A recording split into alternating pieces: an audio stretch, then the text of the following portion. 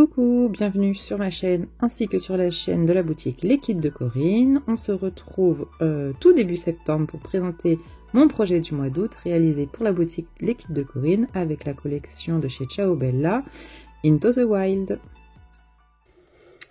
Coucou, alors je suis ravie de vous retrouver pour vous présenter enfin mon projet du mois d'août pour la boutique Les Kits de Corinne réalisé avec la dernière collection de chez Ciao Bella, la collection Into the Wild. Alors je dis dernière collection, mais non, puisque les collections de Noël arrivent. Donc celle-ci, elle est dans des couleurs automnales assez chaudes.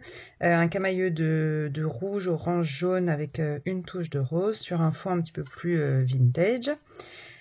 Pour mon colis, j'avais donc la collection de papier en 30 par 30, la collection de papier en 20 par 20 et une nouveauté de chez Ciao Bella, c'était les feuilles en 6 pouces par 6 pouces en papier vellum.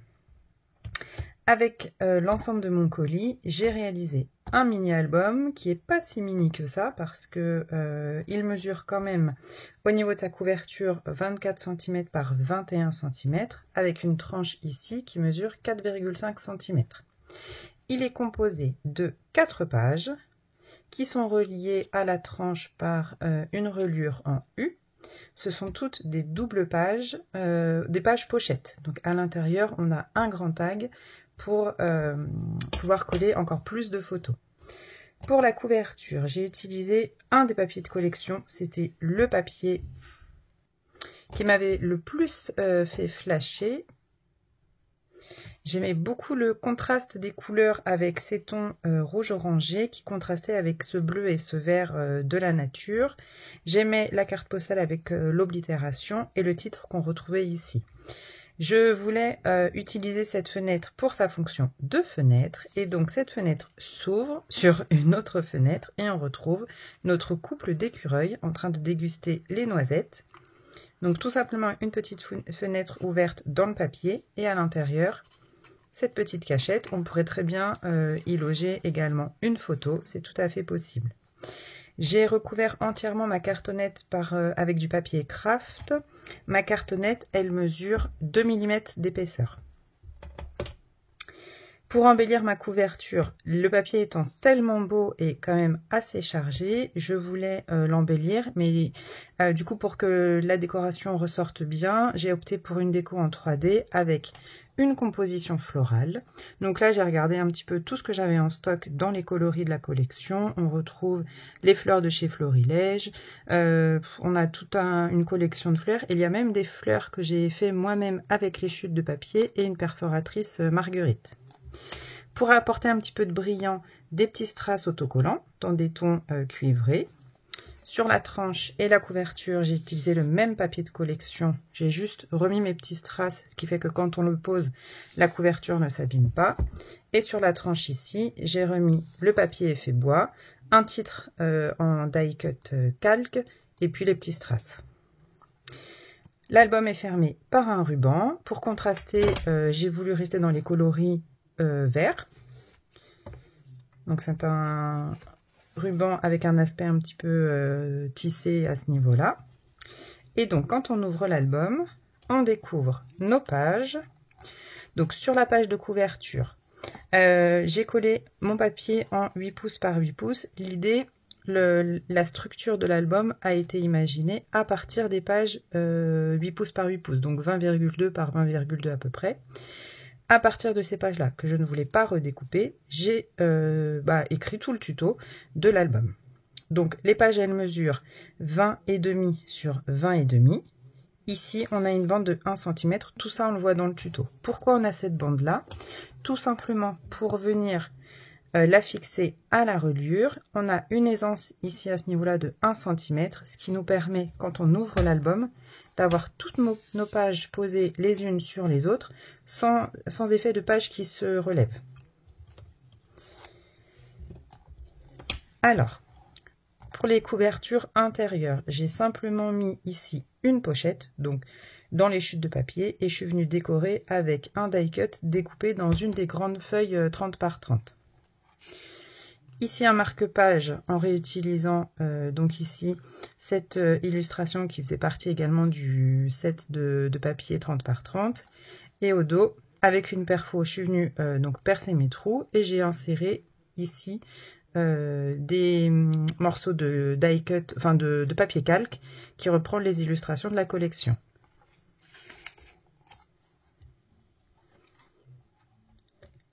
L'album, il est réalisé pour y mettre des photos en 10 par 15 principalement, mais j'ai aussi fait des emplacements photos pour des photos en 10 par 10, donc des photos carrées, des petites photos en 7 par 10, et une grande photo 13 par 18, et je réfléchis, et des 9 par 13, voilà. Donc ça, c'est les formats que moi je développe sur une application photo, mais principalement, c'est des photos en 10-15. Ici sur la première page, le papier de collection. Ah oui, l'idée aussi, c'était que tous mes emplacements photos soient cachés. Je voulais vraiment que les papiers de collection soient mis en avant. Et ensuite, on découvre au fur et à mesure des interactions nos photos qui sont cachées dans l'album.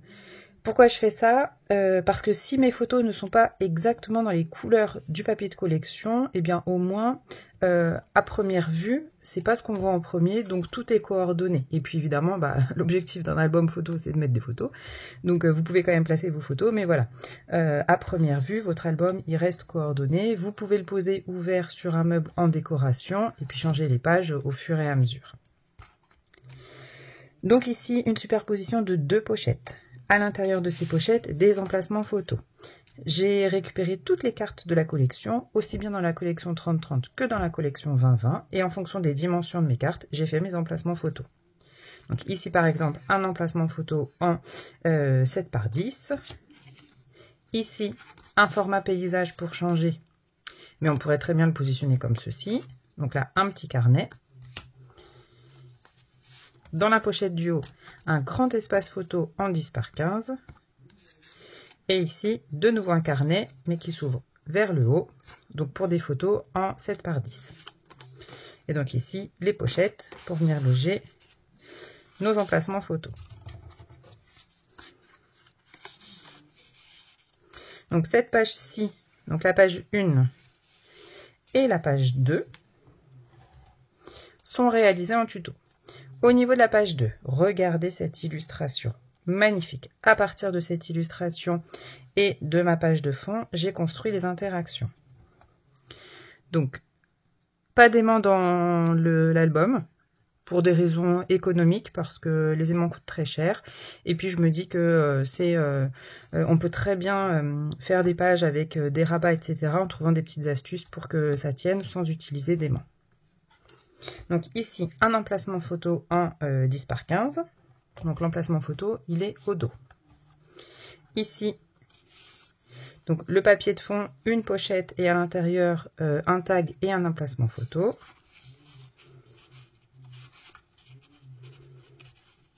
Hop. Et ici, un emplacement photo.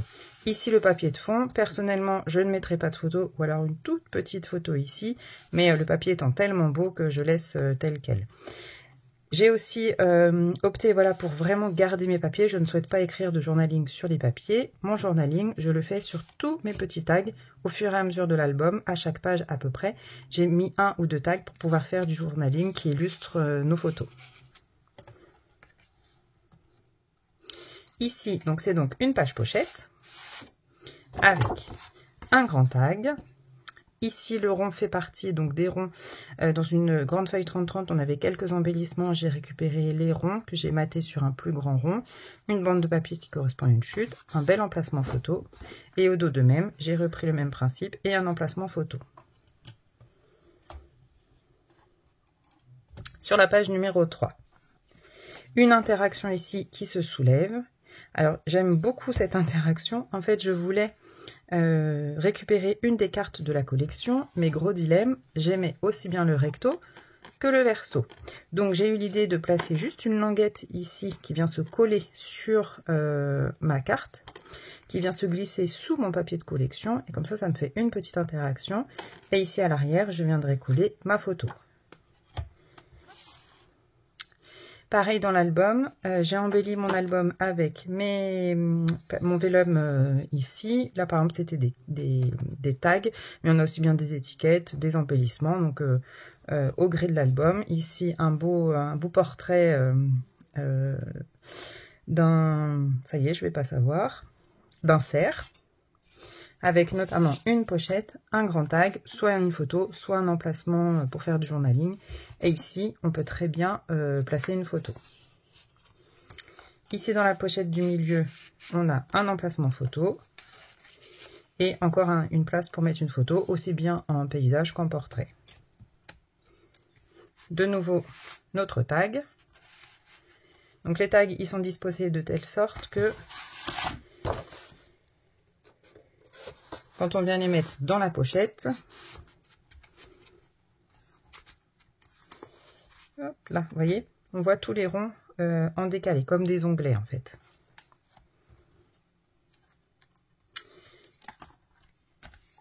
Hop.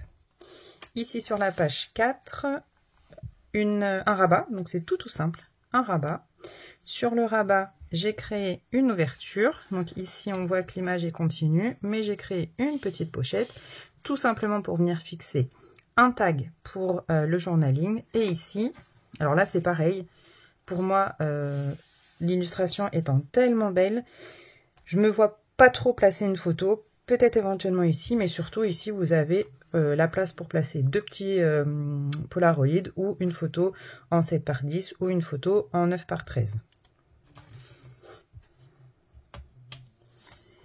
Ensuite ici, une cascade déstructurée.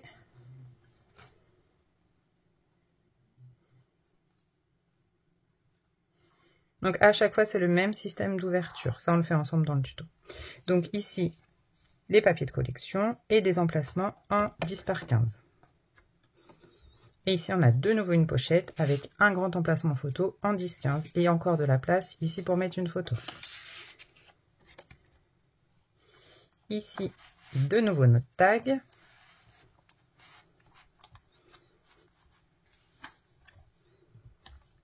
Ici, une autre cascade déstructurée. Cette fois avec des emplacements photos carrés. Donc des cartes de la collection 8 par 8, donc ça nous fait des emplacements photos 10 cm par 10 cm. Ici une carte, ici une carte. Et ici, deux papiers de la collection en 30 par 30. Donc 4 emplacements photos en 10-10. Et ici, deux petites pochettes qui renferment à chaque fois un tag pour venir illustrer nos photos. Et de nouveau, un papier de la collection qui est tellement beau que je le laisse tel quel.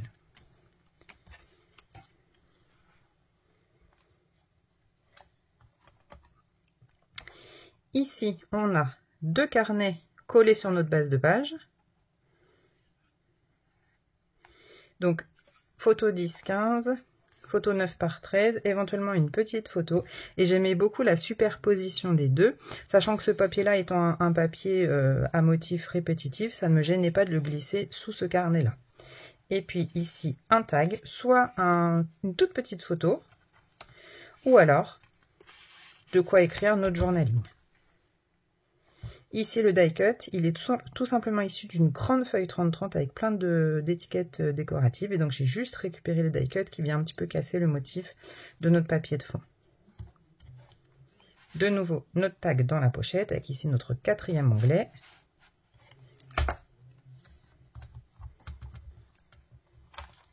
Pour notre dernière page, on a plusieurs interactions. Ici, un passant avec une grande carte pour une photo en 10 par 15. Ici, ça s'ouvre. Un premier rabat avec une pochette et un emplacement photo 10-15.